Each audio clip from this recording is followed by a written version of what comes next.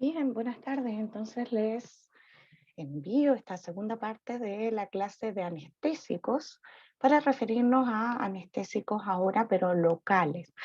Todas estas sustancias en altas concentraciones bloquean los canales de sodio dependientes de voltaje, de forma que su mecanismo de acción es inhibir la generación de potenciales de acción. Y si ustedes se fijan, todas las moléculas que ustedes ven acá, como por ejemplo la lidocaína, la bupivacaína o la benzocaína, entre otros, tienen una estructura química que es bastante similar. Una porción que es aromática, si se fijan acá tenemos anillos aromáticos que están unidos por enlaces, ya sea enlace éster o enlace amida, a una cadena lateral que tiene grupos básicos. De forma que en general vamos a decir que son bases débiles y que su grado de ionización varía de acuerdo al pH, y esto es muy importante para la capacidad tanto de penetrar la vaina de mielina y la membrana del axón, y entonces, por ejemplo, aquellos que están totalmente ionizados a cualquier pH no van a ser eficaces como anestésicos locales porque no pueden penetrar la membrana del axón. Mientras que aquellos que pueden estar como no ionizados a ciertos pH, efectivamente pueden penetrar la vaina de mielina y la membrana del axón de forma eficiente. Además, esta diferencia entre tener un enlace éster o un enlace amida también influye sobre la capacidad de hidrolizarse o inactivarse desde el punto de vista metabólico. Por ejemplo, todos aquellos que tienen enlaces de tipo éster suelen inactivarse bastante rápido en el plasma y los tejidos por enzimas esterasas inespecíficas. Mientras que aquellos que tienen un grupo amida son más estables y tienen vidas medias más prolongadas porque se inactivan mucho más lentos. Entonces, desde el punto de vista de su mecanismo de acción, ya les he mencionado que bloquean el inicio y la propagación de los potenciales de acción porque inhiben canales de sodio dependientes de voltaje y por tanto reducen la conductancia al sodio. De forma que al hacer esto, lo que estamos haciendo es evitar que básicamente estos canales se activen.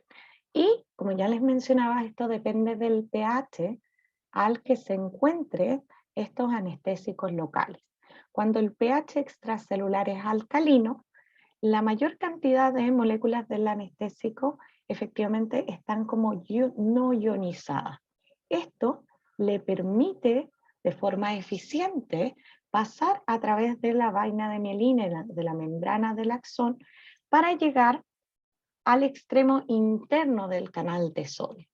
Una vez que entonces llega al interior, ahora para inhibir el canal tiene que ionizarse. Si se fijan, aquí encontramos el anestésico ya ionizado que está bloqueando el poro del canal. Por tanto, solo actúan cuando se aplican en el interior de la membrana. Si no pueden ingresar entonces, a través de la membrana celular, de la membrana neuronal, entonces no van a poder ejercer su efecto. Y en general, vamos a decir que bloquean con mayor facilidad las fibras de diámetro pequeño que las fibras de mayor diámetro. Y recordar que los impulsos nociceptivos viajan por las fibras A delta y las fibras C, de forma que el bloqueo de la sensación dolorosa es mayor que el de otro tipo de sensibilidades, como por ejemplo el tacto.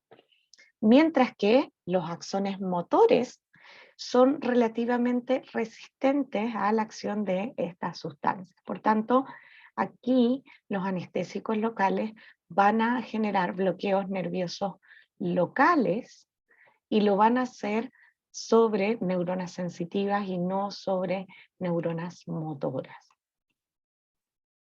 Entonces, una característica de estos canales es que se encuentran generalmente en tres estados. Un estado de reposo, un estado abierto y un estado donde está inactivado, justamente porque esta porción bloquea el poro del canal. La gran mayoría de los anestésicos locales se van a unir firmemente cuando el canal se encuentra inactivo, de forma que el equilibrio entre los canales que están inactivados y los que están en reposo se desplaza a favor de los que están inactivados. Y eso contribuye a bloquear de forma global al reducir el número de canales disponibles para abrirse y prolonga entonces el periodo refractario posterior al potencial de acción. Entonces, dentro de las características que tienen los anestésicos locales en general, desde el punto de vista de qué tan rápido pueden penetrar a los tejidos, efectivamente esto es bastante variable. También influye respecto a su utilidad como anestésicos de superficie cuando ustedes lo aplican en mucosas, por ejemplo. Por tanto, recordar que aquellos que tienen una unión mediante un éster se hidrolizan con rapidez por la acción de colinesterasa plasmática y en general su vida media plasmática en sangre es corta. Por ejemplo, si ustedes se fijan en el caso de la procaína, que en general es uno de los que menos se utiliza en la actualidad.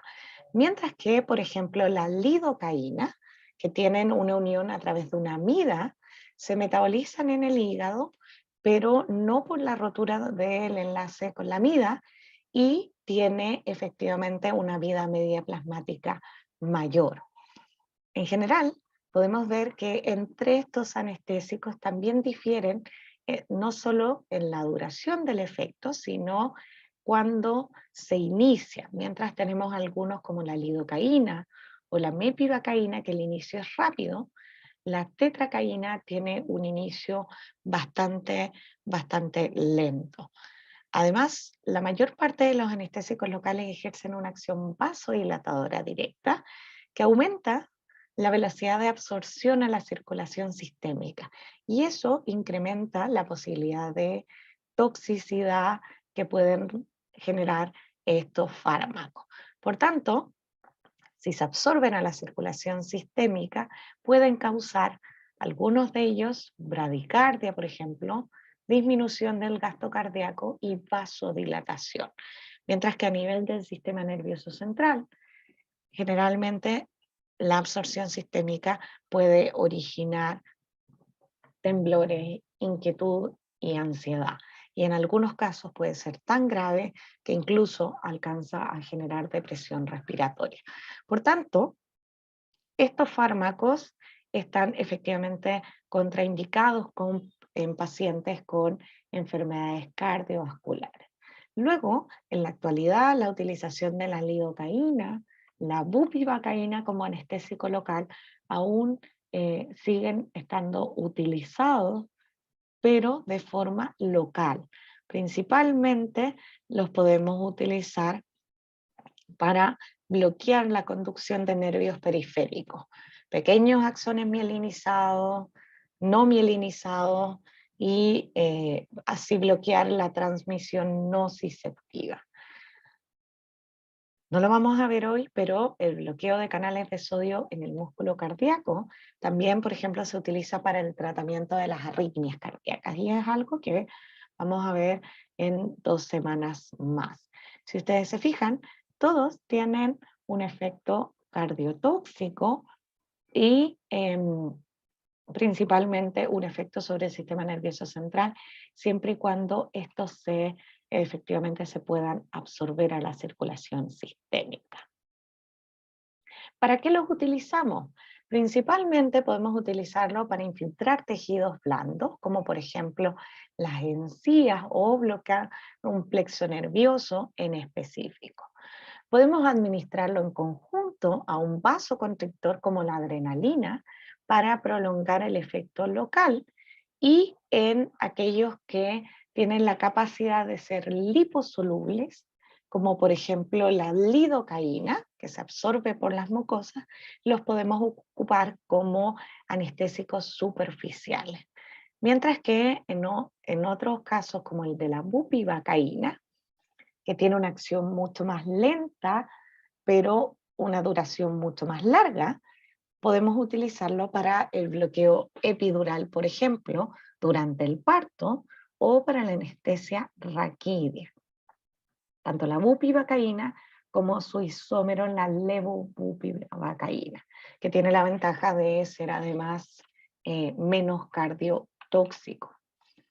Entonces, les he dejado acá las tablas de los métodos anestésicos que puedan ser tópicos o regionales y qué fármacos utilizamos. Si se fijan, la mayoría de los fármacos pueden ser utilizados, por ejemplo, para la anestesia por infiltración o para la anestesia por bloqueo nervioso, ya sea en cirugías menores, en odontología o cuando necesitamos una anestesia periférica, y en el caso de la lidocaína es útil tanto en anestesia superficial, al igual que la benzocaína.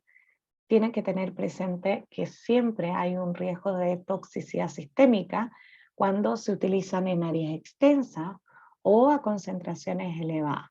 Mientras que para la anestesia regional intravenosa también podemos utilizar la lidocaína, en cuyo caso efectivamente tienen que interrumpir el flujo sanguíneo para mantener en esa zona efectivamente concentrado nuestro anestésico local. Y por supuesto que siempre hay un riesgo de toxicidad sistémica, sobre todo si no interrumpen el flujo sanguíneo de forma adecuada.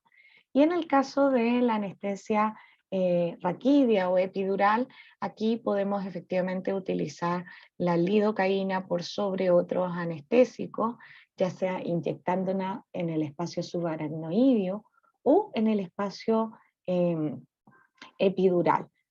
En estos casos tenemos algunos efectos adversos que son importantes en el caso de la anestesia raquídea. Aquellos sobre cardiovascular y respiratorio pueden ser potencialmente importantes, mientras que en la anestesia epidural en general son similares a los de la anestesia raquídea, pero con mucha menor probabilidad. Y como ya les mencionaba, los efectos adversos de aplicar anestésicos locales en la clínica en general se relacionan con el sistema nervioso central y el sistema cardiovascular. También nos vamos a aprovechar de su acción sobre el sistema cardiovascular o cardíaco más bien, para tratar arritmias cardíacas, ya lo veremos más adelante, y recordar que los anestésicos locales suelen administrarse intentando que se extiendan a otras partes del cuerpo. Y por tanto, siempre vamos a tratar de evitar que pasen a la circulación sistémica. Por supuesto que, salvo en casos muy particulares, no vamos a privilegiar su utilización por vía intravenosa. De forma que, si llegan a la circulación sistémica, prácticamente todos ellos tienen una mezcla de efectos que pueden ser estimulantes a altas concentraciones y depresoras a bajas concentraciones en el sistema nervioso central. En el caso de los efectos estimulantes, estos se traducen en inquietud, temor y en algunos casos convulsiones que se asocian además a que el paciente pueda presentar confusión o hasta agitación extrema. Mientras que en dosis mayores, efectivamente el paciente puede incluso experimentar la muerte por depresión respiratoria. Por tanto, siempre pensar en no llegar idealmente a la absorción sistémica de estos medicamentos. Mientras que a nivel cardiovascular, los anestésicos locales en gran medida causan depresión miocárdica, bloquean la conducción cardíaca y causan vasodilatación, principalmente por bloqueo de las corrientes de sodio en el músculo cardíaco y también eso hace que interfiera en la conducción aurículo-ventricular y por tanto pueden generar un bloqueo cardíaco parcial o un bloqueo completo incluso. De los anestésicos, uno de los que tiene el efecto cardiotóxico, si bien todos ellos lo tienen, es la bupivacaína, también la procaína, mientras que la ropivacaína tiene menos efectos cardiotóxicos. Y la vasodilatación es principalmente por su efecto sobre el músculo liso vascular de las arteriolas y también porque en parte inhibe el sistema nervioso simpático. De forma que este efecto a nivel cardiovascular puede descender la presión arterial si es que estos fármacos llegan a la vía sistémica y por tanto esa disminución de la presión arterial puede ser efectivamente mortal. Además de eso, los anestésicos locales pueden generar reacciones de hipersensibilidad, principalmente como dermatitis alérgica, como les está mostrando acá. Por tanto, siempre es necesario que ustedes prueben la posibilidad de producir una reacción alérgica en los pacientes. De todas formas, las reacciones anafilácticas en general son bastante raras con estos medicamentos. Y además, en los pacientes que ingieren, por ejemplo, y que se absorbe por vía sistémica, pueden generar un incremento de la metahemoglobina en sangre, que básicamente es la forma de la hemoglobina con el hierro férrico, que tiene baja capacidad de transportar el oxígeno y produce esto que llamamos el síndrome del bebé azul. De forma que hasta hace algunos años atrás utilizábamos, por ejemplo, la lidocaína o la bupivacaína en preparados para las molestias que originaba, por ejemplo, la erupción de los dientes en los bebés. Sin embargo, el bebé no podía controlar efectivamente de tragarse el medicamento y que este se absorbiera por vía tracto gastrointestinal. De forma que hoy día no se recomienda la utilización de anestésicos locales para aliviar las molestias de la dentición, sino que le sugerimos a la madre, por ejemplo, que aplique geles que puedan estar helados, y ya gran parte de los medicamentos que se utilizaron en algún momento para este fin no se están comercializando a la fecha para su utilización en niños. Bien, como les había mencionado, esta parte de anestésicos locales era bastante corta, y recordar que hasta aquí entra la materia del sistema nervioso para la prueba 2 que tendremos el próximo lunes. Todo lo que tiene que ver con sistema cardiovascular ya queda para la tercera clase.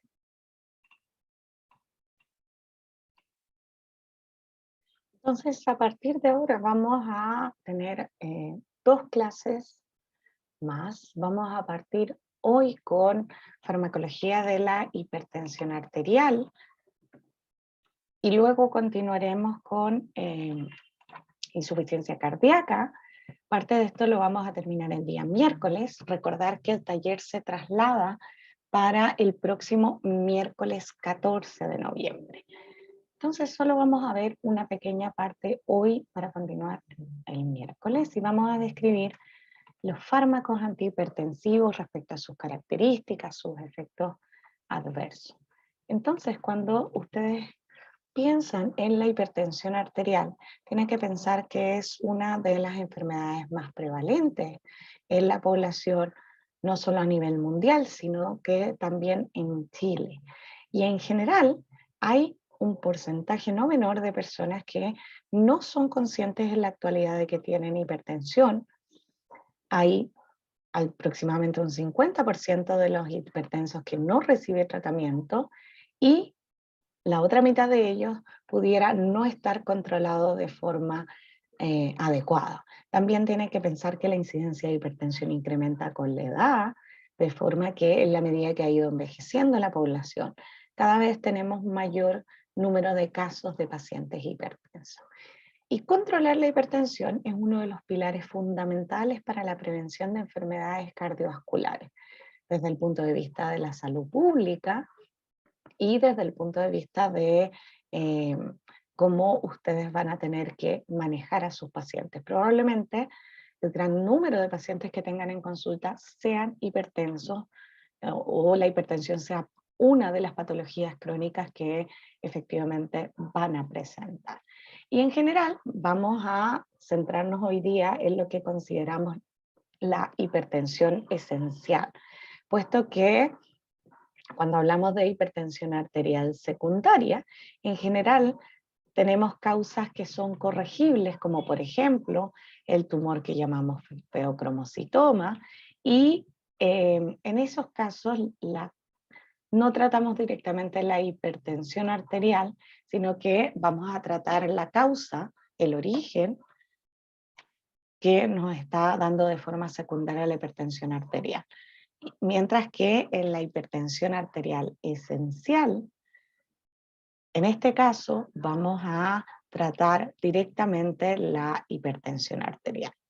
Y cuando pensamos en la fisiopatología de esta enfermedad, es bastante compleja desde el punto de vista que variados factores como un exceso de sodio en la dieta, o el estrés, algunas alteraciones genéticas, alteraciones del endotelio, obesidad y otras, contribuyen efectivamente a incrementar el gasto cardíaco y las resistencias vasculares periféricas, ya sea por incremento de la precarga, desde el punto de vista del exceso de sodio en la dieta y alteraciones de la función renal, o una sobreactividad de la función simpática que lleva a incrementar la contractibilidad cardíaca, y vasoconstricción dado principalmente por actividad simpática, por la reactividad del sistema renina-angiotensina-aldosterona y algunas alteraciones de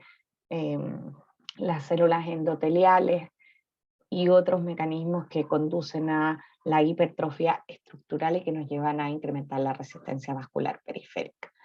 De forma que todos nuestros pacientes que tengan presiones arteriales sistólicas sobre los 140 milímetros de mercurio y los 90 milímetros de mercurio de presión arterial diastólica, vamos a considerarlos como hipertensos. Mientras que bajo eso vamos a tener parte de pacientes que se puedan encontrar en riesgo de desarrollar hipertensión, y en valores menores a 120-80 milímetros de mercurio, consideramos que ese es un paciente sano.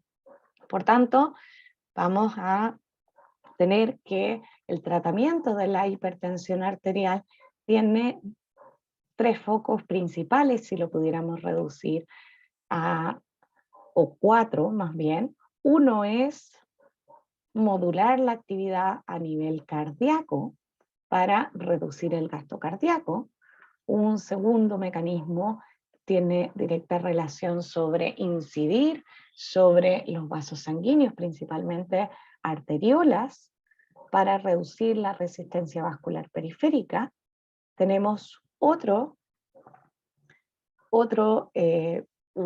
mecanismos que están relacionados justamente al manejo de sodio y de agua, de volumen, a nivel renal, y finalmente algunos fármacos que pueden ejercer efectos a nivel del sistema nervioso central y que principalmente entonces van a llevar a modificar la actividad simpática que pueda estar efectivamente participando en la generación de la hipertensión arterial.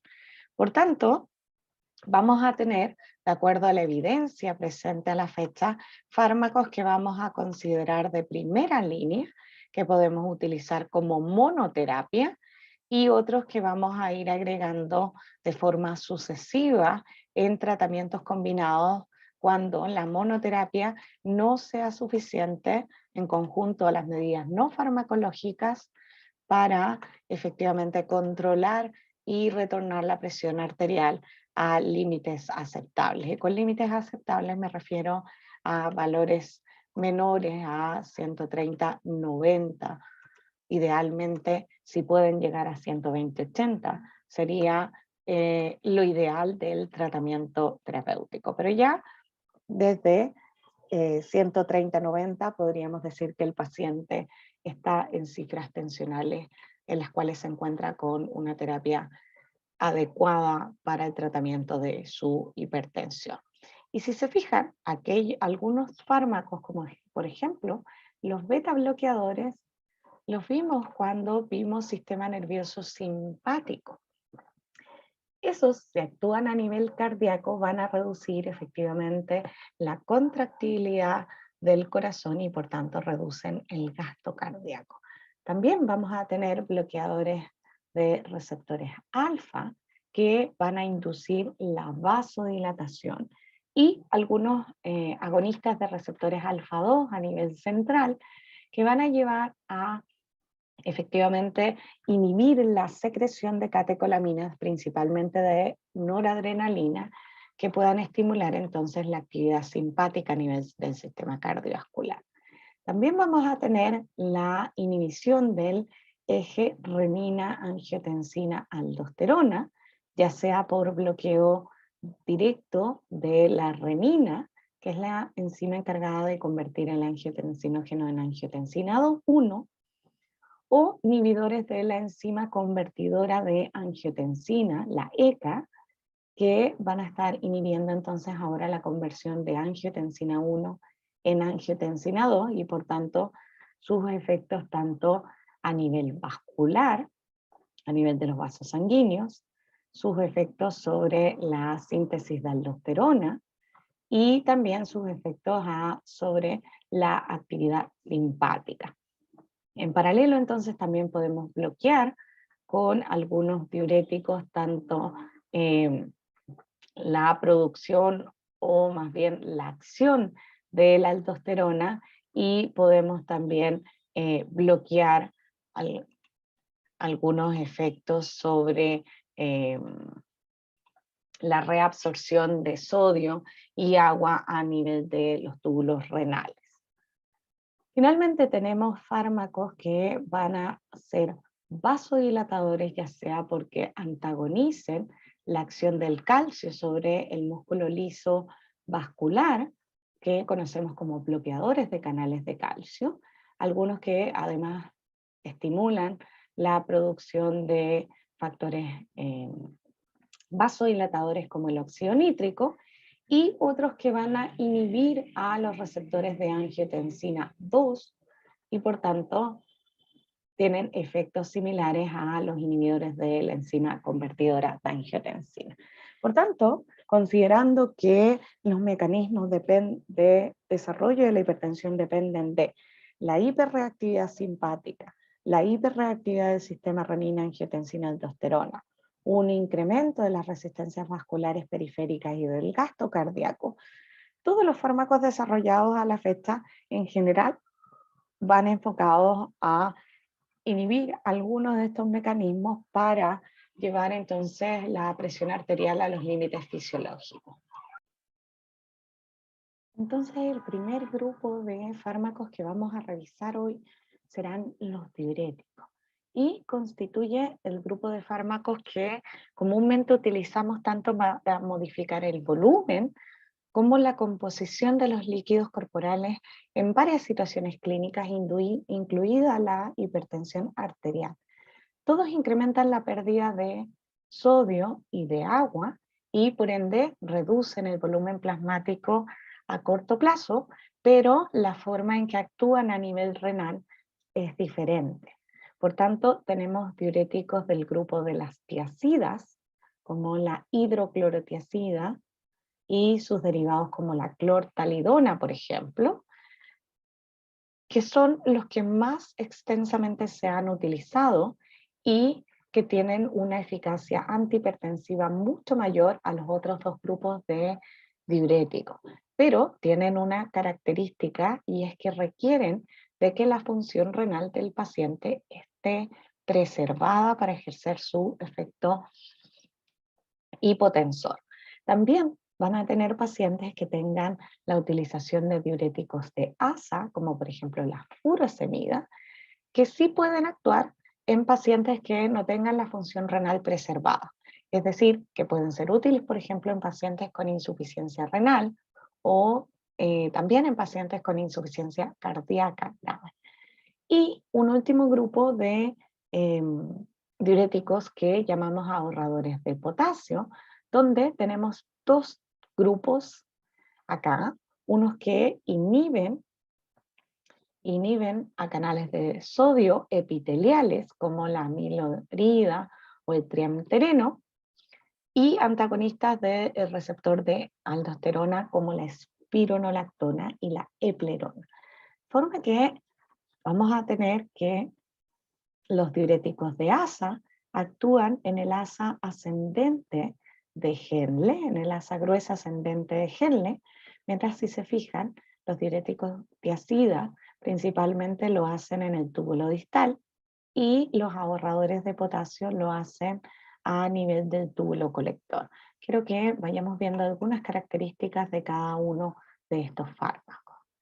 Entonces, los diuréticos tiazida y sus derivados inhiben la reabsorción de sodio principalmente en el túbulo contorneado distal y lo hacen inhibiendo un cotransportador de sodio y cloruro que se encuentra en la membrana luminal, de forma que aumentan entonces la excreción de sodio y cloruro y por ende de agua.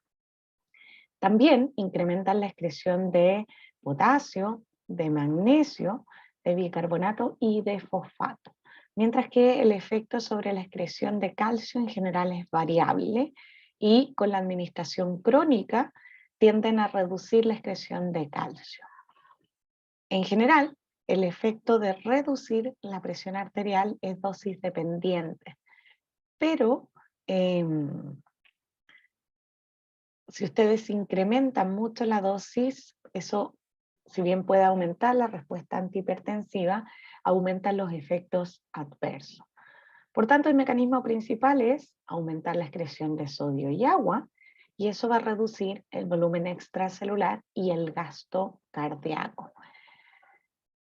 Esto se puede normalizar durante el tratamiento prolongado, pero lo que se ha descrito es que los diuréticos de este tipo son capaces de disminuir las resistencias vasculares periféricas.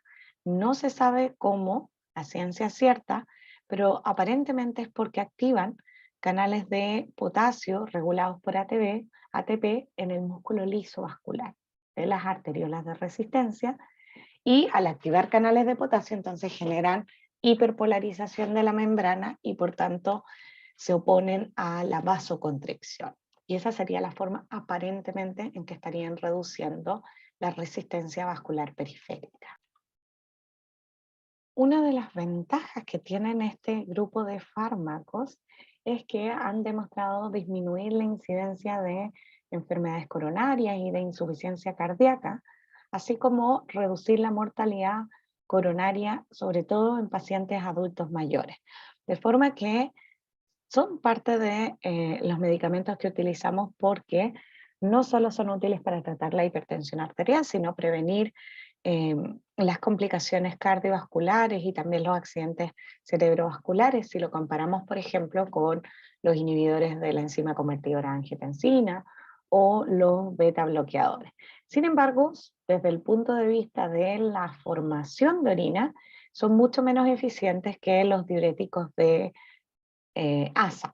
Por tanto, desde el punto de vista de la formación de orina, la velocidad de formación de orina, los diuréticos de ASA son mejores, pero preferimos los diuréticos tiazidas para tratar la hipertensión no complicada porque son mejor tolerados y por disminuir la incidencia de enfermedades o de complicaciones cardiovasculares que puedan estar asociadas a la hipertensión. Ahora, todos ellos son eficaces por vía oral, por tanto, pueden darlo en sus pacientes como terapia de mantención de la hipertensión arterial y todos se secretan a nivel de los túbulos renales y por tanto compiten con el ácido úrico. En general, como ya les mencionaba, tienen bastante buen efecto para controlar la presión arterial, sobre todo por su acción vasodilatadora.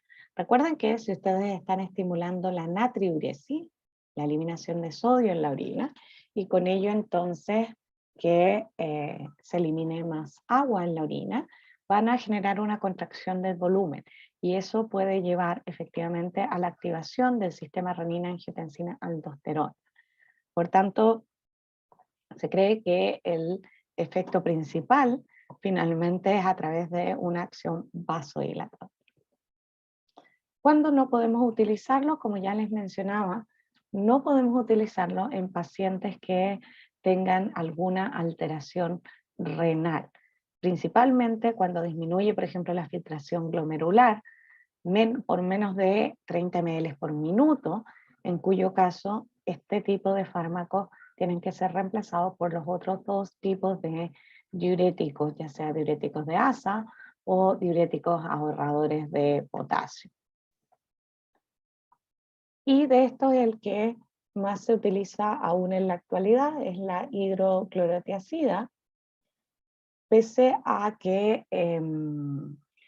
la clortalidona tiene una vida media más prolongada y una potencia antihipertensiva mucho mayor. Por tanto, tiene una eficacia mayor a la hidroclorotiazida. ¿Cuáles son los efectos adversos principales? En general, todos o la gran mayoría derivan de su acción a nivel renal. Principalmente, el más importante es que dependiendo de la dosis, generan hipopotasemia o hipocalemia por la pérdida urinaria de potasio. Y eso es más pronunciado con la clortalidona que con la hidroclorotiazida. Y eso hace que entonces utilicemos más hidroclorotiazida que clortalidona, pese a que la clortalidona tiene un mejor efecto antihipertensivo. Y si ustedes tienen una hipocalemia, esto puede predisponer a pacientes que presenten, por ejemplo, insuficiencia cardíaca izquierda o cardiopatía isquémica crónica, a la aparición de arritmias graves. Y eso es potencialmente letal, por ejemplo, si ustedes mezclan diuréticos tiazídicos con fármacos como la quinidina, donde pueden tener efectivamente la aparición de taquicardias ventriculares. Y eso aumenta cuando tienen hipopotasemia. Además, un efecto que no es negativo, sino positivo, es que como tienen una reducción con estos fármacos de la excreción urinaria de calcio, puede ser un fármaco de elección útil en pacientes adultos mayores, por ejemplo, que tengan riesgo de osteoporosis. Sin embargo, un efecto adverso habitual es la disfunción eréctil, que es de carácter reversible cuando ustedes retiran el fármaco y por supuesto que es mayor cuando ustedes utilizan dosis altas de estos fármacos. Por tanto, lo que se sugiere es utilizar dosis bajas. Y es importante mencionar que los diuréticos tiazídicos disminuyen la tolerancia a la glucosa y elevan los niveles plasmáticos de colesterol, tanto colesterol total, LDL y también de triglicéridos. Pese a eso, recuerden que tienen un efecto demostrado para disminuir el riesgo cardiovascular. Por tanto, se siguen utilizando como monoterapia o en asociación con los otros tipos de fármacos que vamos a ver. Lo que se sugiere es iniciar siempre con la dosis más baja y si no se logra el control de la presión arterial, entonces añadir un segundo fármaco en vez de incrementar las dosis de diuréticos tiazídicos, así evitar la aparición de reacciones adversas a estos fármacos. Y siempre hay que tener presente que pueden interaccionar con otros fármacos, disminuyendo, por ejemplo, el efecto de fármacos anticoagulantes, de fármacos uricosúricos que utilizamos en la gota, y también el efecto de la insulina. Por tanto, ojo en pacientes diabéticos. También vamos a ver que tiene un incremento de los efectos de, por ejemplo, los glucósidos digitálicos que los utilizamos para el tratamiento de la insuficiencia cardíaca, y pueden aumentar los efectos de diuréticos de asa. Por tanto, no solemos utilizarlos en conjunto. Además de ello, recordar que los AINES disminuyen los efectos hipotensores de los diuréticos, por tanto, ojo en sus pacientes hipertensos en los cuales tengan que dar tratamiento con antiinflamatorios no esteroidales. No deben usar un tratamiento idealmente por más de 7 días. Por supuesto, tener presente de que ustedes están dando un fármaco que va a estimular la diuresis, por tanto, el incremento de la frecuencia urinaria, si bien no es una reacción adversa tan compleja, es lo más común en los pacientes y puede ser bastante molesto en algunos pacientes el hecho de aumentar la frecuencia de micción. Sobre todo si el paciente tiene que, por ejemplo, levantarse varias veces en la noche, producto de la acción del diurético.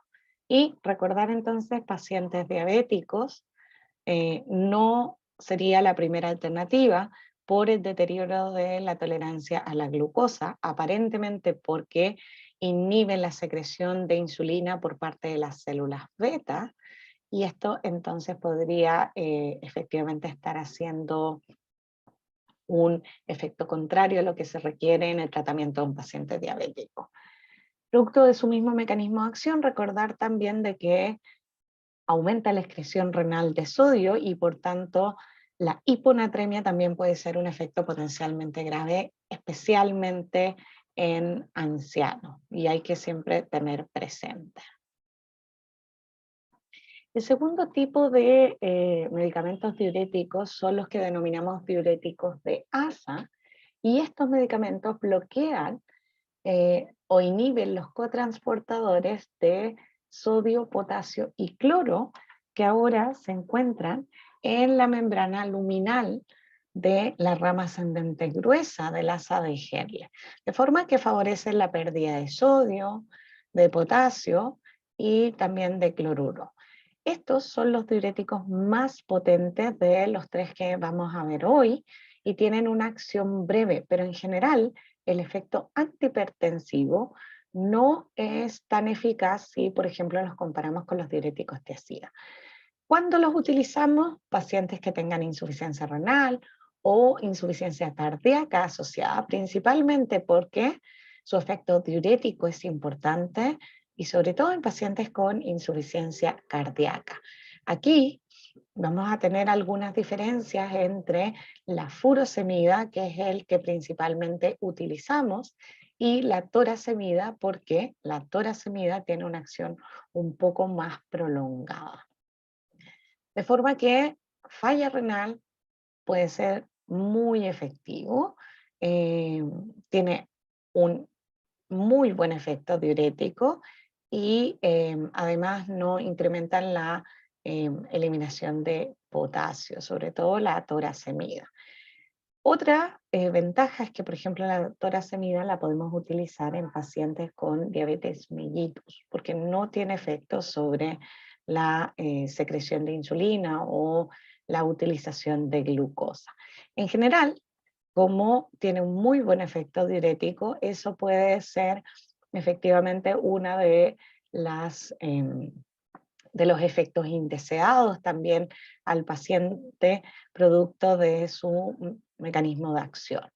Tienen un efecto venodilatador del que no se conoce mucho el mecanismo, pero básicamente el efecto vasodilatador pareciera ser independiente del efecto terapéutico sobre el inicio de la diuresis. Aparentemente esto se debe a disminuir la capacidad de respuesta a agentes vasoconstrictores como la angiotensina 2 y la noradrenalina, y por otra parte aumentar la síntesis de prostaglandinas vasodilatadoras.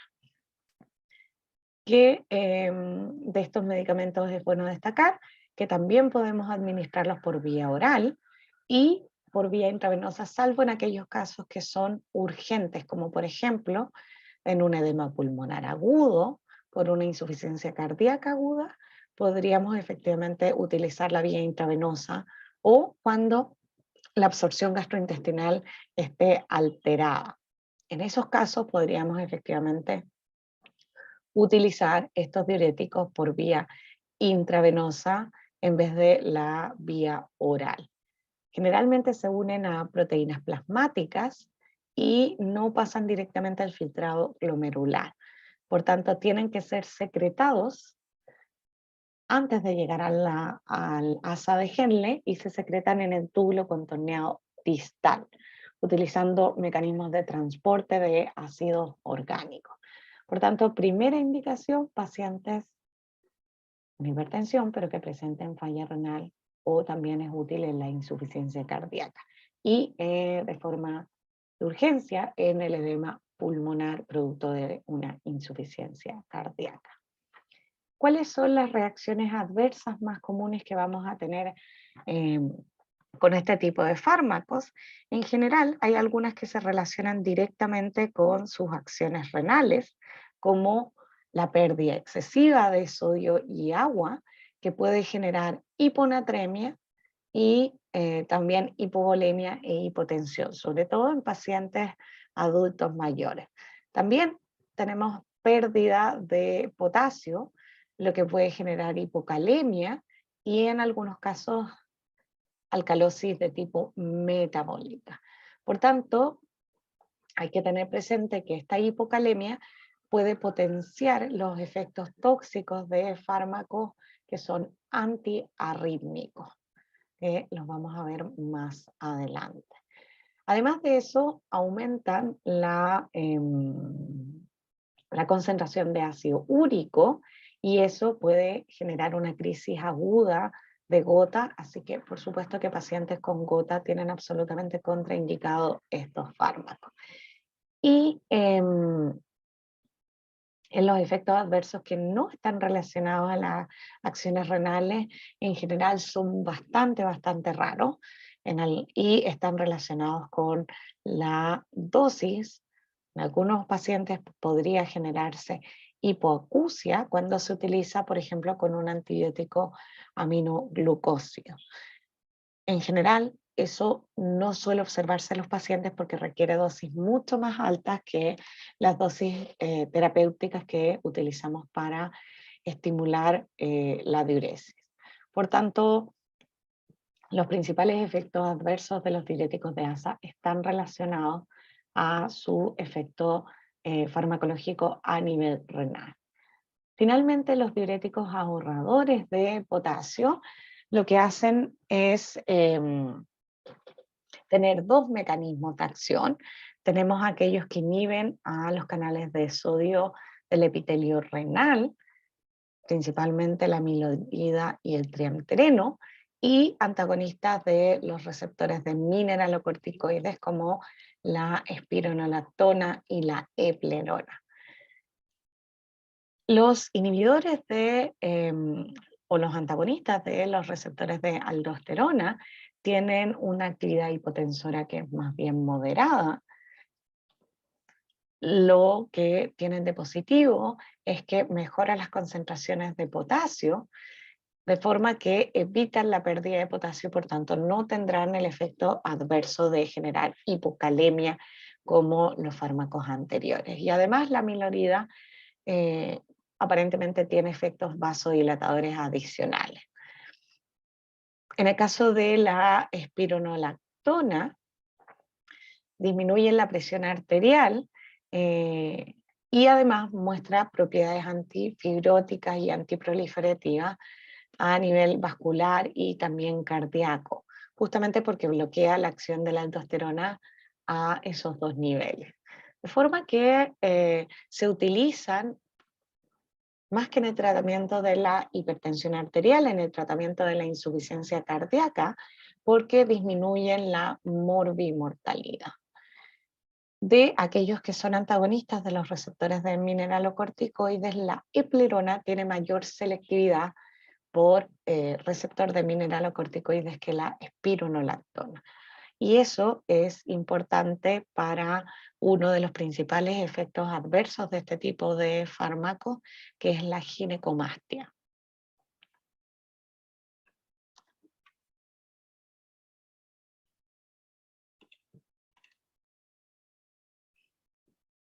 Todos estos fármacos se pueden absorber por el tracto gastrointestinal, por tanto la utilización de la vía oral es adecuada para ella. En el caso de la espironolactona, tiene una vida media corta, pero cuando se metaboliza da origen a un metabolito activo que es la canrenona, que tiene una vida media mucho más larga. Y en el caso de la eplerona, tiene una vida media más corta que el metabolito de la espironolactona, pero es relativamente larga como para administrar por vía oral una vez al día. Mientras que en el caso del triamtereno y la amilorida, ambos tienen una acción larga entre 16 y 24 horas, por tanto podemos administrarlos también en una sola dosis diaria, con la diferencia que el triamtereno se absorbe mucho mejor en el tracto gastrointestinal que la amilorida. Entonces, como estos diuréticos son ahorradores de potasio, en general, una de las características es que predisponen a la hipercalemia o la hiperpotasemia, la cual puede ser mortal. Por tanto, en estos pacientes no tienen que administrar de forma simultánea suplementos de potasio y tienen que monitorizar las concentraciones plasmáticas tanto de electrolitos como de creatinina cuando lo utilizan en pacientes con insuficiencia renal, sobre todo si están utilizando en paralelo otros fármacos que incrementen las concentraciones plasmáticas de potasio, como los inhibidores de la enzima convertidora de angiotensina, los antagonistas de los receptores de angiotensina o antagonistas de los receptores adrenérgicos. Y eso pasa tanto en pacientes que están tratando para la hipertensión arterial como en pacientes con insuficiencia cardíaca. También tenemos trastornos digestivos que son relativamente frecuentes con todos estos tipos de fármacos, y en el caso de los antagonistas de los receptores de la aldosterona, de los receptores de mineralocorticoides, tienen efectos cruzados sobre los receptores de progesterona y andrógeno, en tejidos diferentes, por supuesto, que el riñón. Por tanto, hay que tener presente que pueden generar ginecomastia, trastornos menstruales o atrofia testicular, dependiendo del caso. Y esos efectos son menores al utilizar la eplerona que la espironolactona. Respecto a los inhibidores de canales de sodio, vamos a tener que el principal efecto adverso también es la hipercalemia, que está asociado al mecanismo farmacológico. Y puede ser particularmente importante en pacientes con insuficiencia renal. Por tanto, cuando utilizamos los diuréticos, los utilizamos para el tratamiento de la hipertensión arterial, principalmente los diuréticos tiazídicos, y todos ellos podemos utilizarlos también en la insuficiencia cardíaca. Si es leve, utilizamos diuréticos tiazídicos, pero principalmente si la insuficiencia cardíaca es crónica, vamos a preferir utilizar diuréticos de ASA, sobre todo en pacientes donde tengamos sobrecarga de sal y agua y podemos tener, por ejemplo, edema pulmonar agudo, una cirrosis hepática que esté complicada con ascitis o una insuficiencia renal o un síndrome nefrótico. Preferimos la utilización de diuréticos de ASA en aquellos pacientes que tengan alteraciones de la función renal. Recordar que los diuréticos tiazídicos siempre requieren que la función renal esté preservada. Y recordar también que preferimos, por ejemplo, la utilización de diuréticos tiazídicos, por ejemplo, puede ser en un paciente con gota, puede ser en un paciente que se predisponga la aparición de osteoporosis. Mientras que en el caso de los diuréticos ahorradores de potasio, hay que tener presente que los utilizamos para prevenir las pérdidas de potasio, por ejemplo, en pacientes que se utilice eh, amiodarona o digoxina, que los vamos a ver en pacientes con insuficiencia cardíaca. De forma que mejora la supervivencia en estos pacientes y también podemos utilizarlo en hipertensión arterial, ya sea que esté asociada a, por ejemplo, un hiperaldosteronismo o aquella que sea resistente al tratamiento farmacológico.